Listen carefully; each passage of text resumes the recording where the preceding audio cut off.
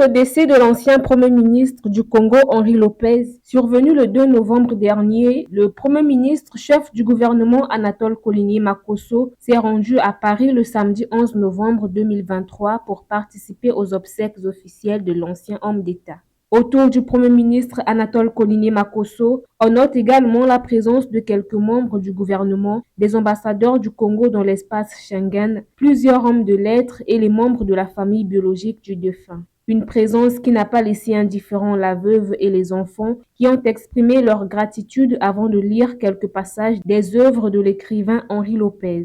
Dans la soirée, les images retraçant la vie de Henri Lopez et des hommages ont été diffusées.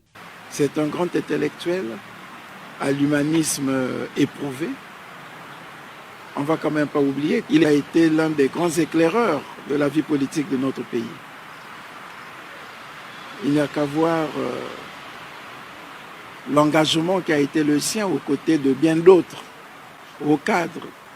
Je citerai en passant Jean-Pierre Tchister-Tchikaya, Pascal Lissouba, lorsqu'à l'époque, ils ont adressé une lettre ouverte au président de la République, Massamba Deda. Donc, on voit déjà comment l'engagement de l'intellectuel s'était affirmé depuis là. La disparition de Henri Lopez, ce grand homme considéré comme un mentor pour certains, laisse ceux qui l'ont côtoyé inconsolables.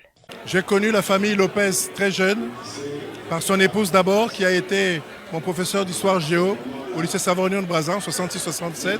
Il m'a appris aussi que le service de l'État était un sacerdoce. Nous avons toujours été sensibles à ce que le président pouvait faire pour Henri Lopez. C'est mon aîné, mon mentor, il m'a appris le service public et plus encore. Je reste inconsolable. C'est un mentor pour beaucoup de jeunes Congolais issus de la diaspora, mais en même temps un mentor pour tous les Congolais, pour toute la jeunesse. Ça a été un des acteurs très importants lorsque l'on a créé et lancé le RIS. Il nous a poussé à cette aventure, il a mis toute son énergie et ça a donné justement la réussite que le RIS a été.